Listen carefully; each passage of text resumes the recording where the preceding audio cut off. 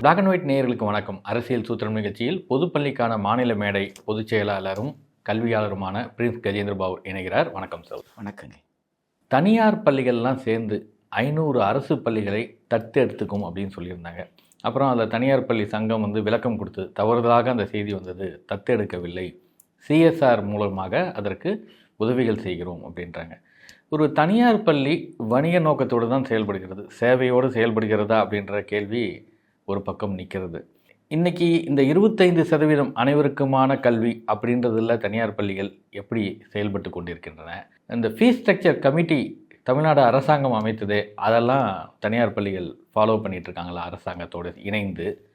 இப்படி ஒரு சூழலில் அரசு பள்ளிகளுக்கு அவர் எப்படி சிஎஸ்ஆர் ஆக்டிவிட்டீஸ் மூலியமாகவோ அல்லது தத்தெடுத்தோ எந்த அளவுக்கு அதை மேம்படுத்துவார்கள்? மிகவும் முக்கியமான ஒரு கேள்வியை நீங்கள் எழுப்பியிருக்கிறீங்க. இதுவரைக்கும் யாரும் இந்த கோணத்தில் இந்த கேள்வியை எழுப்பி அவர்களை குறித்து விவாதித்தது இல்லை. விவாதிக்கிறது இல்லைன்றது தான் அவங்களுக்கு இருக்கக்கூடிய ஒரு துணிச்சலாக கூட நான் பார்க்குறேன். அடிப்படையில் சிஎஸ்ஆர் அப்படின்றது கார்ப்பரேட் சோஷியல் ரெஸ்பான்சிபிலிட்டி. அது யாருக்கு பொருந்தோன்னா கார்ப்பரேட்டுகளுக்கு பொருந்தும். அதாவது வணிக நோக்கத்தில் செயல்படக்கூடிய நிறுவனங்கள் லாபத்தை குறிக்கோளாக கொண்டு அவர்கள் செயல்படுகிறார்கள். எனவே உங்களுக்கு வரக்கூடிய உங்கள் செலவெல்லாம் போக உங்களுக்கு வரக்கூடிய லாபத்தில் ஒரு பகுதியை நீங்கள் சமூகத்திற்காக ஒதுக்கிடணும் அப்படின்னு சட்டத்திலேயே சொல்லப்பட்டிருக்கிறதுனால அந்த வணிக ரீதியில் செயல்படக்கூடிய வணிக நிறுவனங்கள் ஒரு குறிப்பிட்ட தொகையை சிஎஸ்ஆர் ஃபண்டுன்னு சொல்லி சமூக கடமைக்காக அந்த வணிக நிறுவனங்கள் ஒதுக்கி வைக்கிற பணம்னு சொல்லி அவங்க ஒதுக்கி வைக்கிறாங்க. அதிலிருந்து செலவு பண்ணுறாங்க. அடிப்படை கேள்வியை எழுப்பியிருக்கிறீங்க.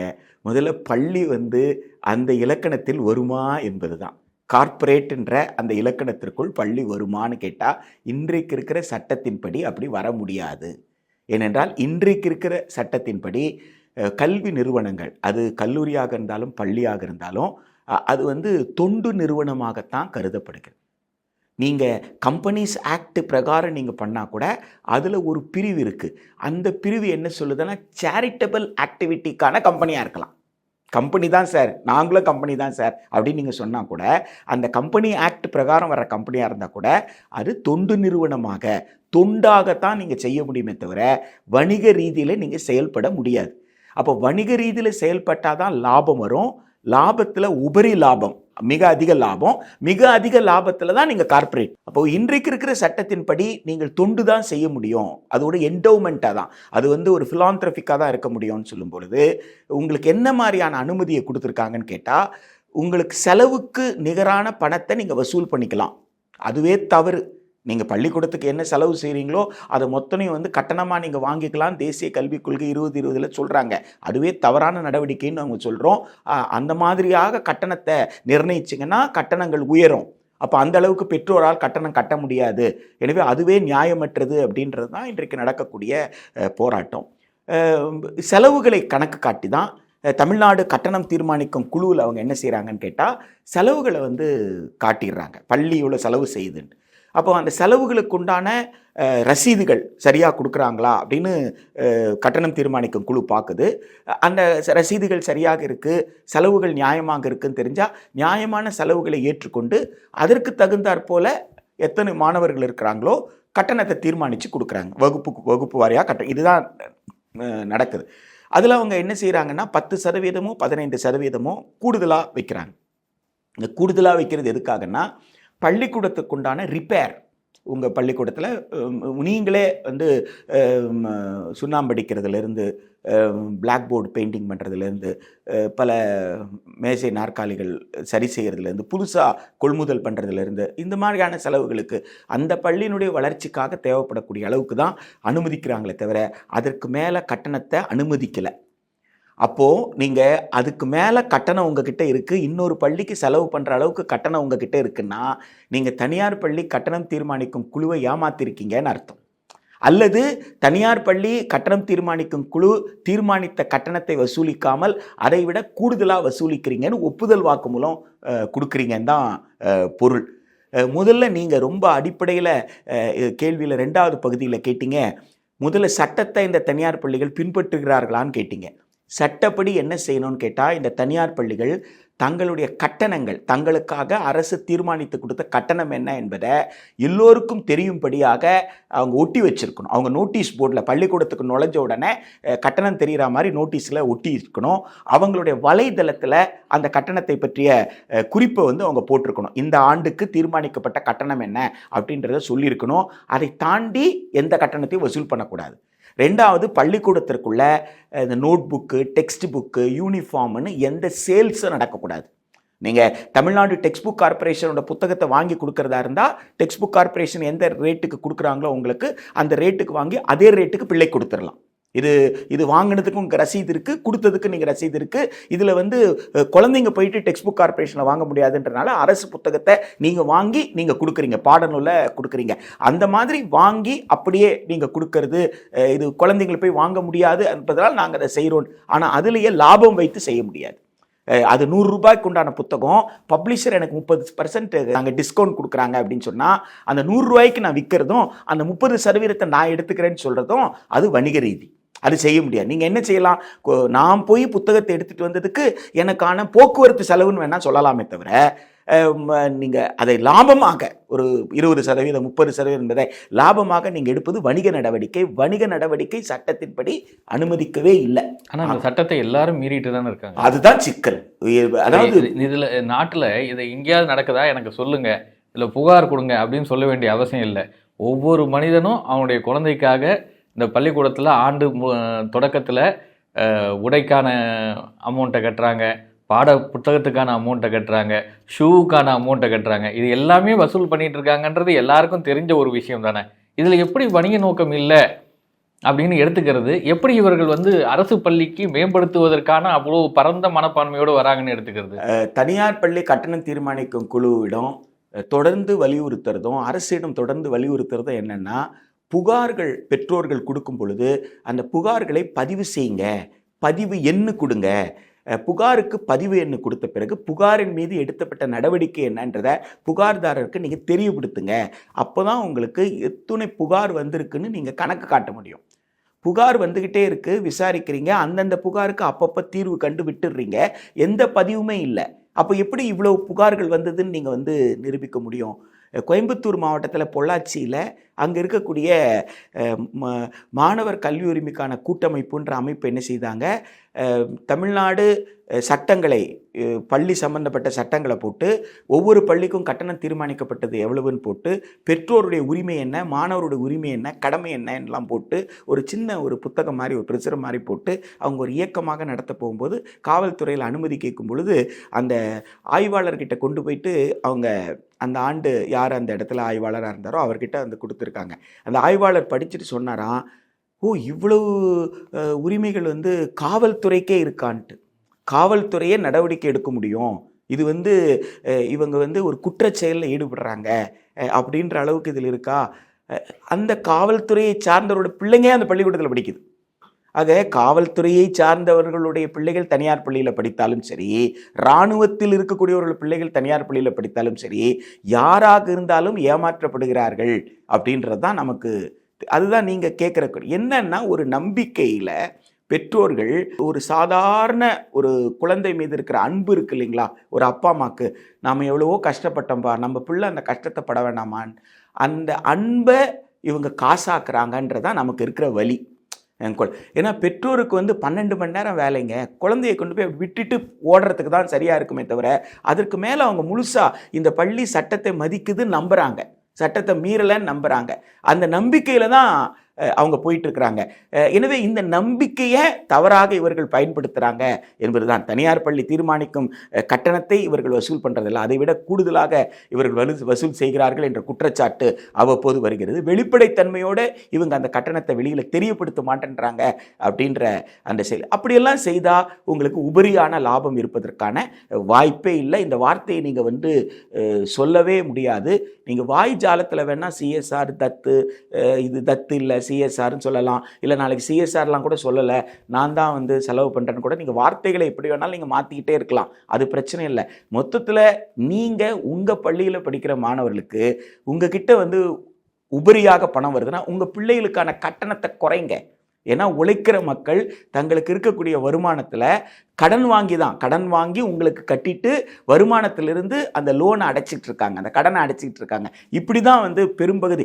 யாரும் தனியார் பள்ளியிலலாம் விரும்பிலாம் கொண்டு போய் ஏதோ ஒரு நிர்பந்தத்தில் தான் கொண்டு போயிட்டு, சமூக நிர்பந்தமாக இருக்கலாம், குடும்ப நிர்பந்தமாக இருக்கலாம், ஒரு எதிர்பார்ப்பாக இருக்கலாம், பல விஷயங்கள்னால அவங்க தனியார் பள்ளிக்கு போகிறாங்களே தவிர யாரும் நிறைய பணம் வச்சுக்கிட்டு விரும்பிலாம் கொண்டு போயெல்லாம் சேர்த்துடல. இது நீங்கள் எந்த தனியார் பள்ளியில் படிக்க வைக்கிற பெற்றோர்கிட்டையும் வந்து நீங்கள் கேட்டு பார்க்க முடியும். ஏன்னா அந்த வகையில் இவர்கள் சொல்லக்கூடியது எதுவுமே வந்து நியாயம் இல்லை.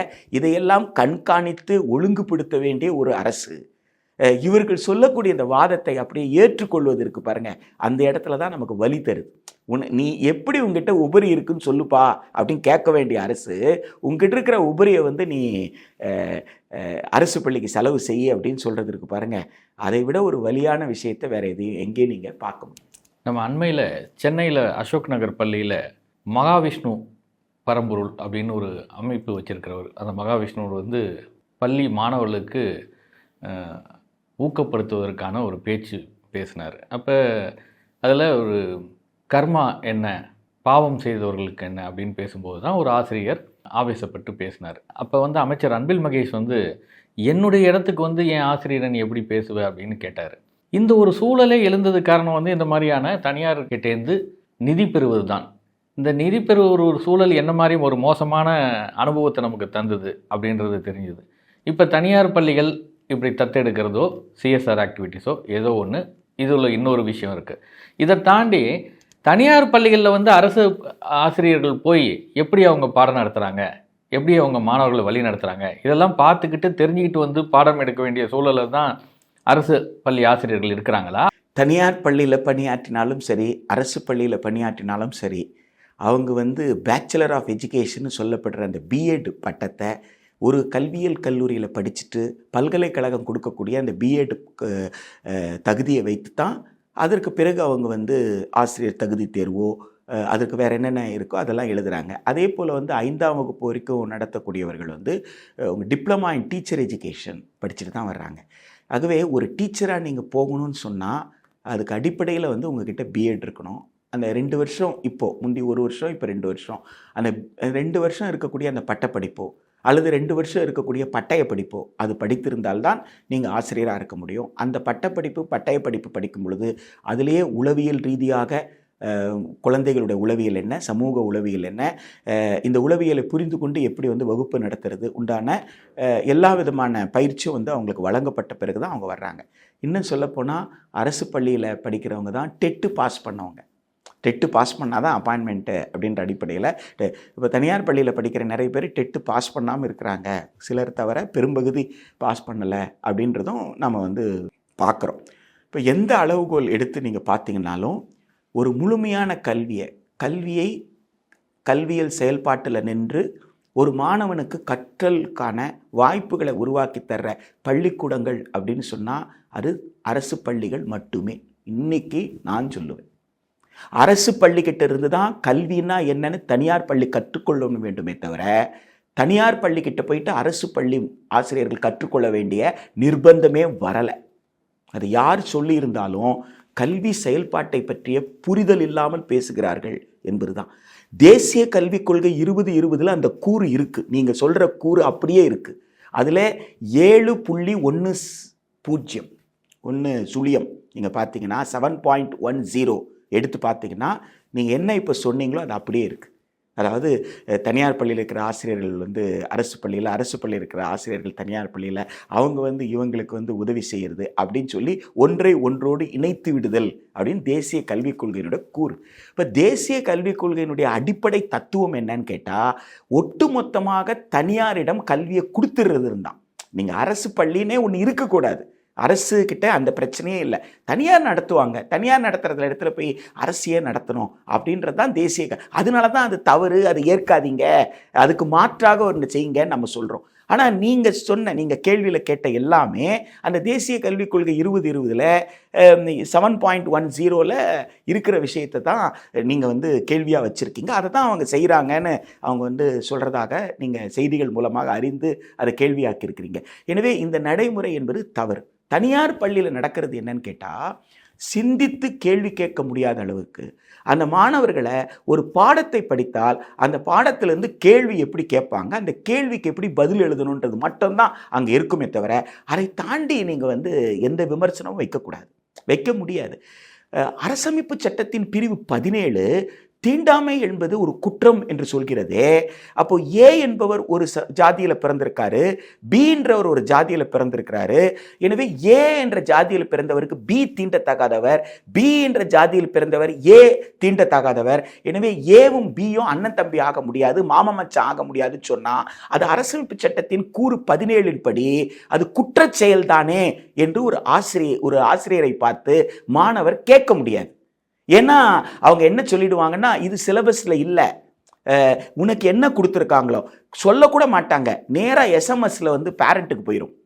பேரண்ட்டு பதறி அடிச்சுட்டு வருவாங்க, என் புள்ள கோல்டு மெடல் வாங்கணும், என் புள்ள சென்டம் வாங்கணும்னு நினச்சிட்டு போன பேரண்ட்டுக்கிட்ட போயிட்டு, பாரு உன் புள்ள இப்படியெல்லாம் பேசிகிட்டு இருக்கு, இப்படியெல்லாம் பேசினா அது எங்கே போயிட்டு 100 மார்க் வாங்குறது அப்படின்னு கேட்டால் ஸ்கூலில் அவமானப்படுதா அந்த குழந்தை?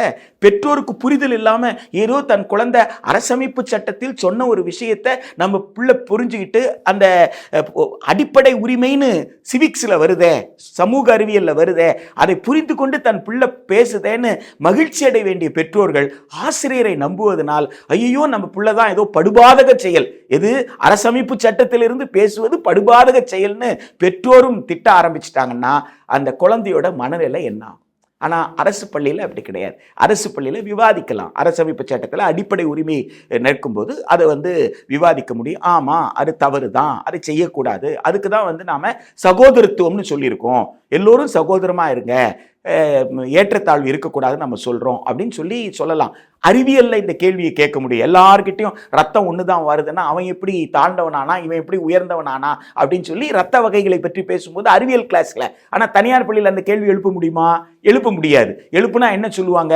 RH ஃபேக்டர் என்னன்னு மட்டும் பேசு, வேற எதுவும் பேசாத, இது ஜுவாலஜி கிளாஸ்ன்னுவாங்க. ஏதோ ஜுவாலஜிக்கும் சோஷியல் சயின்ஸுக்கும் சமூக அறிவியலுக்கும் தொடர்பே இல்லாதது மாதிரி பேசுவாங்க. ஆனால் நீங்கள் வெளியில் என்ன பேசுவீங்கன்னா இன்டர் கரிக்குலர் டிசிப்ளின்னுவீங்க. ஒரு பாடத்தையும் இன்னொரு பாடத்தையும் ஒப்பிட்டு செய்யணும். அப்பதான் சமூக நடவடிக்கையோட சேர்த்து பிள்ளை படிக்கும். அந்த பிள்ளைகள் தான் திறன் வாய்ந்த பிள்ளைகளாக வளரும். வெளியில பேசுவீங்க, ஆனா வகுப்புரைக்குள்ள இது எதையுமே செய்ய மாட்டீங்க. எனவே வெறும் மதிப்பெண்ணை நோக்கி ஒரு மாணவரை தள்ளுவதும், எம் பள்ளியில படிச்ச அத்துணை பேருமே 100% தேர்ச்சி அப்படின்னு விளம்பரம், அந்த விளம்பரமே தவறுன்னு வச்சுக்கோங்களேன். எப்படிங்க எல்லாரும் ஒரே நேரத்தில் ஒரே மாதிரி மதிப்பெண்லாம் வாங்க முடியும்? முடியாது, அது சாத்தியமே இல்லை, அது எதிர்பார்க்கவே கூடாது. அப்போ என்ன செய்திருக்கிறீங்க? ஒரே மாதிரி வாய்ப்பு வசதி இருக்கிறவங்களை, ஒரே மாதிரி சிந்தனை ஓட்டம் கொண்டவர்களை, ஒரே மாதிரி திறன் கொண்ட அவர்களை மட்டும் நீங்க வச்சிருக்கிறீங்க. அப்ப அவர்களை மட்டும் வைத்துக்கொண்டு நீங்கள் 100 மார்க் வாங்குறது வேற. ஆனா பள்ளிக்கூடம் ஹெட்ரோஜீனியஸ். இதுல சமூகத்தில் இருக்கிற எல்லா வகையான ஒடுக்குமுறையை சந்திக்கக்கூடியவர்களும் இங்க படிக்கிறாங்க, பொருளாதாரத்தில் ஏற்றத்தாழ்வு மிக்கவர்களும் இங்க படிக்கிறாங்க. எனவே இங்க ஒரு சவால், அந்த பள்ளியை விட இந்த பள்ளிக்கு கூடுதல் சவால். இந்த கூடுதல் சவாலை யார் எதிர்கொள்றாங்க? அரசு பள்ளி ஆசிரியர் தான் கூடுதல் சவாலை எதிர்கொள்றாரு. இந்த அரசு பள்ளி ஆசிரியரை கொண்டு போயிட்டு நீங்க தனியார் பள்ளியில ட்ரைனிங் எடுக்க ஆரம்பிச்சீங்கன்னா அவங்க அந்த ஸ்கூல்ல இதெல்லாம் பேச விடுறதே இல்லை, நீ மட்டும் ஏன் பேச விடுற, அதெல்லாம் பேச விடாத, பார்க்க சொல்லு, எதுல கான்சென்ட்ரேட் பண்ணணும், மெயின் சப்ஜெக்ட்ல கான்சென்ட்ரேட் பண்ணு. நீ ஏன் தமிழுக்கும் இங்கிலீஷ்க்கும் போய் முக்கியத்துவம் கொடுத்துட்டு இருக்கிற? அதை வச்சு அவனுக்கு மெடிக்கல்ல சீட்டு கொடுக்க போறாங்க, அதை வச்சு இன்ஜினியரிங்ல சீட்டு கொடுக்க போறாங்கன்னு சொன்னீங்கன்னா அப்ப தமிழ் அழியாதா? மொழிப்பாடு அழியாதா? பண்பாடு அழியாதா? எனவே இன்றைய தேதி வரை பள்ளி என்று சொன்னால், மாண்புமிகு பள்ளிக்கல்வித்துறை அமைச்சர் அவர்களே, பள்ளி என்று சொன்னால் அரசு பள்ளி மட்டும்தான் பள்ளி. தனியார் நடத்தினா அது நிறுவனம், அவ்வளவுதான். நீங்க அரசு பள்ளியை பலவீனப்படுத்திடாதீங்க. இன்னைக்கு தேதி வரைக்கும் உங்களுக்கு முன்னாடி இருந்த பள்ளி கல்வி அமைச்சர்கள், கல்வி அமைச்சர்கள், இந்த கல்வி அமைச்சர் பொறுப்புல நாவலர் நெடுஞ்செழியன் அவர்கள் இருந்திருக்கிறாங்க. அவரு அதிமுக ஆட்சியில செல்வி ஜெயலலிதா கிட்ட நிதி அமைச்சரா உட்கார்ந்துக்கிட்டு ஒரு பள்ளி ஆண்டு விழால பேசுறாரு. அந்த ஆண்டு விழால பேசும் பொழுது அவர் பெருமையோடு சொல்றாரு, 9 ஆண்டு காலம் நான் கல்வித்துறை அமைச்சராக இருந்தேன் என்ற காரணத்தினால் இந்த பள்ளியில் என்னை சிறப்பு விருந்தினராக அழைத்திருக்கிறார். அவர் ஒரு இலக்கிய ஆளுமை, அவர் ஒரு நடமாடும் பல்கலைக்கழகம், அதனால அவரை கூப்பிட்டாங்க. ஆனா அவர் எப்படி சொல்றாரு? திமுக ஆட்சி காலத்துல திமுகல தான் அவர் கல்வி அமைச்சரா இருந்திருக்கிறாரு, இங்க நிதி அமைச்சரா தான் இருந்திருக்கிறாரு. இங்க உட்கார்ந்துகிட்டு அதிமுக உட்கார்ந்துகிட்டு நிதி அமைச்சரா உட்கார்ந்துகிட்டு அவர் மேடையில பேசுறது, நான் 9 ஆண்டு காலம் கல்வி அமைச்சராக இருந்தேன் என்றால் என்ன? அந்த இடத்துல பேராசிரியர் அன்பழகனார் இருந்திருக்கிறாரு, மரியாதைக்குரிய தங்கம் தென்னரசு இருந்திருக்கிறார். இப்படி பலரும் அந்த பள்ளி கல்வியை ஹேண்டில் பண்ணியிருக்காங்க. எனவே எல்லோரையும் கேட்டு பாருங்க, பள்ளி என்றால் கர்வத்தோடு நான் சொல்லுவேன், அரசு நடத்தினால் அது பள்ளி, மற்றவர்கள் நடத்தினால் அது நிறுவனம், அவ்வளவுதான். எனவே அரசு பள்ளிகளை நிறுவனங்களாக மாற்றி விடாதீர்கள். அந்த பள்ளியில கல்வியல் செயல்பாட்டுல ஒரு கண்ணியமிக்க ஒரு குழந்தை பருவத்தை, ஒரு கண்ணியத்தோடு ஒரு குழந்தை கற்றல் செயல்பாடு ஈடுபடுற அந்த பள்ளியை சிதைக்கின்ற முயற்சியாக நீங்கள் ஒரு தனியார் பள்ளியினுடைய நடவடிக்கைகளில் அரசு பள்ளிகளை ஈடுபடுத்துவது என்பது நிச்சயமாக ஏற்புடையது அல்ல. நீங்கள் சொல்லக்கூடிய இந்த விஷயத்தில் அரசு பள்ளியில் இருக்கக்கூடிய ஆசிரியர்களுக்கு எவ்வளோ பெரிய சவால்கள் இருக்கிறதுன்றது புரியும். தனியார் பள்ளிகளில் வசதி வாய்ப்பு இருக்கிறவர்கள், வசதி வாய்ப்பு இல்லாமல் கடனுடன் வாங்கி சேர்க்கிறவங்களும் இருக்கிறாங்க. ஆனால் பெருமளவுக்கு வசதி உள்ள குடும்பத்தை சேர்ந்த பிள்ளைகள் படிக்கக்கூடிய பள்ளிகளாக அது இருக்குது. அங்கே ஆசிரியர்கள் என்ன சொன்னாலும் செய்யக்கூடிய அளவுக்கு பேரண்ட்ஸும் இருக்காங்க. அரசு பள்ளியில் வந்து இருக்கக்கூடியவங்க வந்து பொருளாதாரத்தில் மிகவும் பின்தங்கிய, என்னால் வந்து கடன் வாங்கி கூட தனியார் பள்ளியில் சேர்க்க முடியாத சூழலுக்கு உள்ளாயிட்டேன், இல்லை ஒரு 4ஆம் 5ஆம் வகுப்பு வரைக்கும் தனியார் பள்ளியில் படிச்சுட்டு அதுக்கப்புறம் கட்டணம் செலுத்த முடியாமல் அரசு பள்ளிக்கு மாறின நிறைய பெற்றோர்களை பார்க்குறோம். அந்த மாதிரியான சூழலில் உள்ள இந்த பள்ளிக்கூடத்தில் எப்படி மாணவர்களுக்கு இப்படி தனியார் பள்ளிகளில் என்ன மாதிரியான விஷயங்கள் இருக்குது, அதை கொண்டாந்து இங்கே பின்பற்றுவோம் அப்படின்னு சொன்னால் அந்த மாணவனுடைய மனநிலை என்னவாகும்? அப்படி 5ஆம் வகுப்பு வரைக்கும் படிக்க வச்சுட்டு என்னால் முடியலன்னு 6ஆம் வகுப்புக்கு வந்த பெற்றோர், அங்கே தான் சொல்லி கொடுக்குறதா இவங்க இதை பார்த்து சொல்கிறாங்கன்னு சொன்னால், அவனும் இந்த மேலே கடன் வாங்கினா கூட பரவாயில்ல, தனியார் பள்ளிக்கு போயிடுவோன்ற ஒரு மனநிலையை உருவாக்குற சூழல் வந்துடாதா இது? கலைஞர்கிட்ட போய் தான் நீங்கள் கேட்கணும், ஐயா சமச்சீர்னு சொன்னீங்களே, சமச்சீர் கல்வின்னு சொன்னீங்களே, அப்படின்னா என்னங்கய்யா, இவங்க என்ன புரிஞ்சு வச்சுருக்காங்கன்ட்டு கொஞ்சம் இவங்களுக்கு பாடம் நடத்துங்கயான்ட்டு நம்ம யார்கிட்ட விண்ணப்பிக்க வேண்டியது இருக்குன்னா கலைஞர்கிட்ட தான் விண்ணப்பிக்க வேண்டியது இருக்குன்னு நான் நினைக்கிறேன். அது அந்த வார்த்தை வந்து ரொம்ப அழகிய சொல் அது, சமச்சீர். ஏனென்றால் சமமான கற்றல் வாய்ப்பை சீராக அனைவருக்கும் கொடுக்கறதுன்ற 2 கூறுகளை கொண்டது தான் சமச்சீர் அப்படின்ற அந்த சொல்லாடல். அதுக்கு அடிப்படை காரணம் என்ன அப்படின்னு சொல்லி கேட்டால், அந்த போராட்டத்தில் இருந்தவங்களுக்கு தெரியும் கலைஞருடைய அந்த இதய துடிப்பு என்னன்றதை. அந்த போராட்ட களத்தில் நின்றவர்களுக்கு நிச்சயமாக புரியும். அந்த போராட்ட களத்தின் போது அமைச்சர்களாக இருந்தவங்க இன்றைக்கு அமைச்சர்களாக இருக்கிறாங்க. அவங்கள கேட்டிங்கன்னா அந்த இதய துடிப்பு தெரியும்னு நான் நம்புகிறேன். அது அடிப்படை விஷயம் என்னென்னா, குழந்தைகள் மனதில் ஏற்றத்தாழ்வை உருவாக்கக்கூடாது என்பது தான், வேறு எதுவுமே கிடையாது. அவர் வந்து தனியார் மையத்தை ஒழிச்சிட்டாரு அப்படின்லாம் ஒன்றும் கிடையாது. அவர் காலத்துலேயும் தனியார் பள்ளி இருந்தது, அவர் காலத்துலேயும் போராட்டங்கள் இருந்தது, எல்லாம் இருந்தது. ஆனால் அடிப்படையில் அவர் என்ன விரும்பினாருன்னு கேட்டால், குழந்தைகள் மனதில் ஒரு ஏற்றத்தாழ்வை ஏற்படுத்தக்கூடாது என்பது தான் அதோடைய சாராம்சம். அப்போ அந்த ஏற்றத்தாழ்வு எங்கேருந்து வருது அப்படின்னு கேட்டால், நீங்கள் சொன்னதனுடைய அந்த டைமென்ஷன் தான், அந்த பரிணாமத்திலிருந்து தான் நீங்கள் அந்த விஷயத்தை பார்க்கணும். ஒரு தனியார் பள்ளியில் இருந்து ஒரு அரசு பள்ளிக்கு உதவி செய்கிறாங்க அப்படின்னு விஷயம் வந்துருச்சுன்னு சொன்னால், ஒரு தனியார் பள்ளியினுடைய ப்ராக்டிஸை வந்து பெஸ்ட் ப்ராக்டிஸ், அங்கே இருக்கிற செயல்பாடு நல்ல செயல்பாடு, இங்கே அதை கொண்டு வாங்க அப்படின்னு சொன்னால், அப்போ அந்த பள்ளியில் படிக்கிற பிள்ளைங்களுடைய பெற்றோர்கள் பணம் கட்ட முடியுது. அப்போது எங்கள் அப்பா ஏன் கட்ட முடியல? அப்போது என்கிட்ட வந்து பிள்ளை என்ன கேட்கும், ஏன்பா அவன் ஃபீஸ் கட்டி படிக்கிறான் இல்லைப்பா, என்னை ஏன்பா ஃபீஸ் கட்டாமல் படிக்க வச்சுருக்கிற அப்படின்னு சொல்லுவான்ல. அப்போ ஃபீஸ் கட்டி படிக்கிற பள்ளிக்கூடம் தான் நல்ல பள்ளிக்கூடம் அப்படின்னா, எங்கள் அப்பா வந்து என்னை நல்ல பள்ளிக்கூடத்தில் சேர்க்கலை அப்படின்னு சொல்லி ஒரு தாழ்வு மனப்பான்மை எனக்குள்ளே உருவாக்குவீங்க. அப்படி உருவாக்கக்கூடாதுன்னு போராடி சமைச்சு கொண்டு வந்தால், நீங்கள் அதற்கு நேர் எதிராக அப்படி ஒரு தாழ்வு மனப்பான்மைக்குள்ளே என்னை எப்படி தள்ளுறீங்கன்றது தான். 2வது, அரசு பள்ளி மாணவர்கள் இந்த சயின்ஸ் எக்ஸ்பெரிமெண்ட் எல்லாம் எக்ஸ்பிளைன் பண்ணும் பொழுது, இந்த சயின்ஸ் எக்ஸிபிஷன் நடத்துவாங்க. நீங்கள் கூட தொலைக்காட்சி நிருபராக, செய்தி நிருபராக, செய்தியாளராக நீங்கள் கூட அதெல்லாம் போய் பார்த்துருப்பீங்க. அதில் அரசு பள்ளியிலேருந்து வந்திருக்கிறவங்கக்கிட்ட பெரிய ஒர்க்கிங் மாடல்லாம் இருக்காது, பெரிய கலர்ஃபுல்லாலாம் எதுவுமே இருக்காது. ஆனால் அந்த பிள்ளைங்க அந்த கோட்பாடை அவ்வளோ அழகாக சொல்லும்.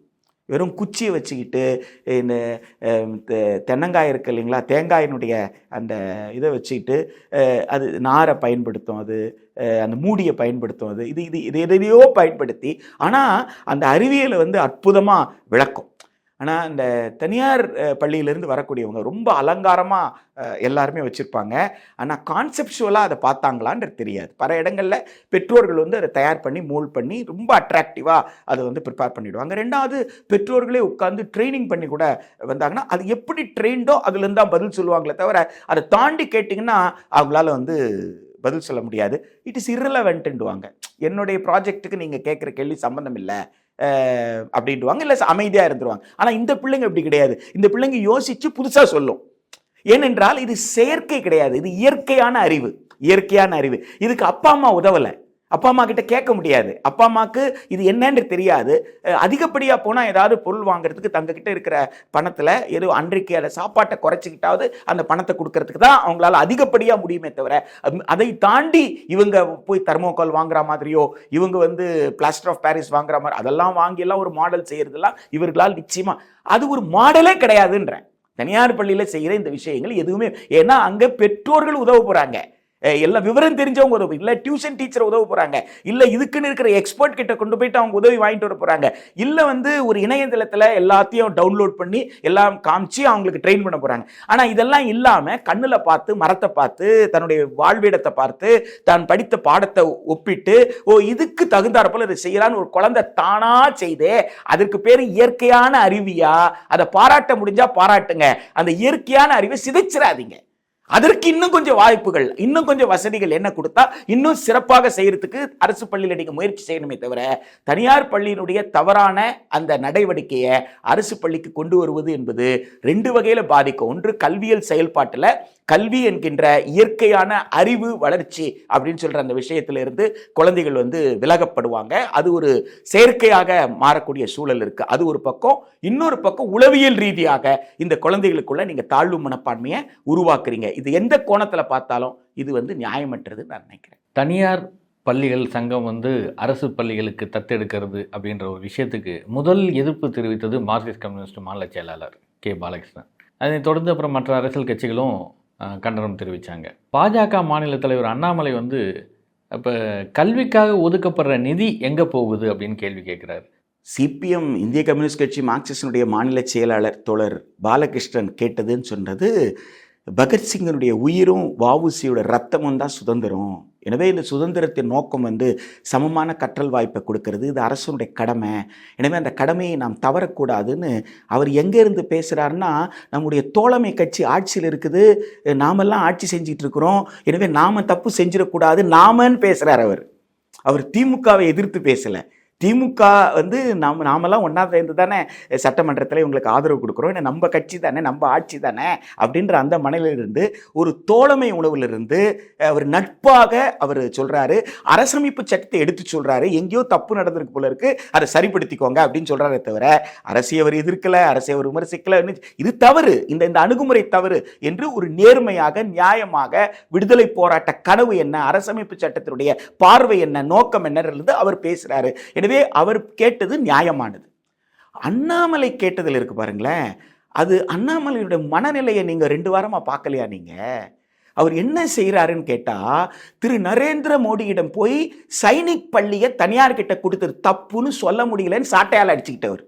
நான் பாஜகவோட மாநில தலைவர், பாஜக தான் ஒன்றிய அரசில் இருக்கு, பாஜக தான் திரு நரேந்திர மோடி இருக்கிறாரு, திரு நரேந்திர மோடி தலைமையில் ஆட்சி இருக்கு. நரேந்திர மோடி என்ன செய்தாரு? பாதுகாப்புத்துறை, இந்தியாவினுடைய பாதுகாப்புத்துறை, அந்த பாதுகாப்புத்துறை நடத்தக்கூடிய சைனிக் பள்ளி, அந்த சைனிக் பள்ளின்றது இராணுவ பள்ளி. இந்த இராணுவ பள்ளியில் போயிட்டு ஒரு குழந்தையை சேர்த்தீங்கன்னா, அந்த குழந்தை ஒரு தேசப்பற்று மிக்க ஒரு குழந்தையாக இந்த நாட்டுக்காக அர்ப்பணிப்போடு இராணுவத்திற்கு போய் சேரக்கூடிய அந்த உணர்வுகளை பெறக்கூடிய வகையில் அதற்குண்டான கட்டமைப்போடு இருக்கிற ஒரு பள்ளியாக, ஒரு பிரத்யோக பள்ளியாக இராணுவத்துறையில் இருந்தது. அதை கொண்டு போயிட்டு தனியார் என்ஜிஓக்கள் கிட்ட கொடுத்துட்டீங்களே. அப்ப தனியார் என்ஜிஓ கிட்ட கொடுத்தோம்னா, அப்ப தனியார் என்ஜிஓக்கள் கட்டணங்கள் பல லட்சம் ரூபாய் ஆக்கிடுவாங்களே. அப்ப தனியார் என்ஜிஓக்கள் தங்களுடைய தத்துவத்தை கொண்டு வருவாங்களே. அது ராணுவத்துக்கு. இது திரு நரேந்திர மோடிக்கு புரியலையா? இதை நான் எப்படி புரிய வைக்கிறதுன்னு திரு அண்ணாமலைக்கு தெரியல. எனவே திரு அண்ணாமலை என்ன சொல்றாரு, எங்க திரு நரேந்திர மோடி ஒன்றிய அரசுல உட்கார்ந்து தப்பு பண்றாருன்னா அதே தப்ப மாநில அரசும் செய்யக்கூடாதுங்க அப்படின்னு சொல்றாரு. ஏன்னா அவர் உண்மையிலேயே வேற ஆட்கள் கையில போகக்கூடாது, அரசு பள்ளியை போகக்கூடாதுன்னு சொன்னா சைனிக் பள்ளியை தானே முதல்ல காப்பாத்தினவரு.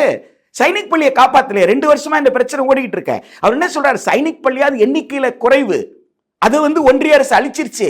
ஆனா தமிழ்நாட்டில் இருக்க தமிழ்நாடு அரசு மோடியை பின்பற்றி திரு ஸ்டாலின் அவர்களும் அப்படி நடந்து கொள்ளலாமா என்பதுதான் அவருக்கு இருக்கிற கவலையாக நான் பார்க்கிறேன். எனவே அவர் திரு நரேந்திர மோடி அவர்களை முறையிட்டு சைனிக் பள்ளிகளை அரசு பள்ளிகளாக அரசு ஏற்று நடத்தணும், கட்டணம் குறைவாக தான் இருக்கணும், எல்லோரும் சேரக்கூடிய பள்ளிகளாக இருக்கணும், இராணுவத்திற்கு தேவைப்படுற ஊழியர்கள் என்பது மட்டுமல்ல, ஒரு கண்ணியமிக்க ஒரு குழந்தை பருவத்தை அரசு நடத்தினாதான் முடியும். எனவே அரசு பள்ளியாக சைனிக் பள்ளியை நடத்துங்கள் திரு நரேந்திர மோடி என்று திரு அண்ணாமலை அவர்கள் கோரிக்கை வைக்கணும். அந்த துணிச்சல் அவருக்கு வருவதற்கு இந்த சூழல்லாம் உதவும்னு நான் நம்புறேன். நீங்கள் சொன்ன இந்த விஷயத்துலேருந்து ஒரு சாராம்சம் என்ன புரியுதுன்னா, அங்கே மாறினா இங்கே மாறும் அப்படின்றது மட்டும் தெரியுது. நன்றி.